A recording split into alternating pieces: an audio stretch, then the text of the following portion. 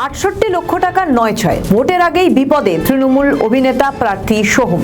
২৬শে নির্বাচনের আগেই লক্ষাধিক টাকার প্রতারণার অভিযোগে আইনি বিপাকে তৃণমূলের তারকা প্রার্থী সোহম চক্রবর্তী। ৬৮ লক্ষ টাকা নিয়ে তা শোধ না করার অভিযোগে কলকাতা হাইকোর্টের দ্বারস্থ হয়েছেন নিয়োগ দুর্নীতি মামলায় জেলখাটা হুগলির ব্যবসায়ী ও তৃণমূল নেতা শাহিদ ইমাম। মামলাকারীর দাবি, ২০২১ সালে একটি চলচ্চিত্র নির্মাণের জন্য সোহমের সঙ্গে ১ কোটি টাকার চুক্তি হয়েছিল। সেই সূত্রে মোট ৬৮ লক্ষ টাকা দেওয়া হয় সোহম চক্রবর্তীকে, কিন্তু শেষ পর্যন্ত ছবির কাজ এগোয়নি।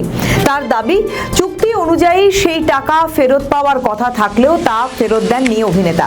শুধু তাই নয়, বহুবার টাকা চাইতে গেলে উল্টে তাকে হুমকি দেওয়া হয়েছে বলেও অভিযোগ তোলেন মামলাকারী। শাহিদ ইমাম আরও জানান, টাকা ফেরতের দাবি জানিয়ে কিছুদিন আগেই তিনি চারু মার্কেট থানায় একটি অভিযোগও দায়ের করেন সোহম চক্রবর্তীর বিরুদ্ধে। সেই মামলার ভিত্তিতেই পুলিশ নোটিশ পাঠায় সোহমকে। থানায় হাজিরা দেওয়ার নির্দেশও আসে আদালত থেকে। প্রসঙ্গত অবশ্যই উল্লেখ্য, ২০২২ সালে এসএসসি নিয়োগ দুর্নীতি মামলায় শাহিদ গ্রেপ্তার হন এবং ২০২৪ সালে জামিন পান। অন্যদিকে তার ওপর ওঠা সমস্ত অভিযোগ নস্যাৎ করে সোহম জানান, তিনি কখনো কাউকে হুমকি দেননি। তার দাবি, এই অভিযোগের পিছনে রাজনৈতিক উদ্দেশ্য রয়েছে।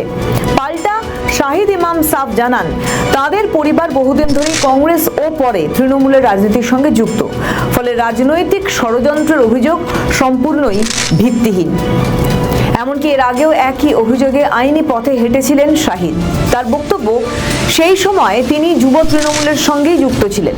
এদিকে এই অভিযোগ সামনে আসতেই রাজনৈতিক তরজা কিন্তু তুঙ্গে ওঠে। ইতিমধ্যেই বিজেপির তরফে গোটা ঘটনার নিন্দা করা হয়। পাল্টা তৃণমূলের দাবি, ষড়যন্ত্রের শিকার সোহম। চণ্ডীপুরের বিদায়ী বিধায়ক সোহমকে এবারের নির্বাচনে করিমপুর কেন্দ্রে প্রার্থী করেছে তৃণমূল। ইতিমধ্যেই সেখানে প্রচার শুরু করে দিয়েছেন তৃণমূলের এই তারকা প্রার্থী। তবে নির্বাচনের আগেই তার বিরুদ্ধে ওঠা আর্থিক অনিয়মের অভিযোগে দলকে কিছুটা অস্বস্তিতে ফেলেছে বলেই মনে করা হচ্ছে। আমাদের ভিডিও ভালো লাগলে লাইক ও শেয়ার করুন। কমেন্ট সেকশনে আপনাদের মতামত জানান।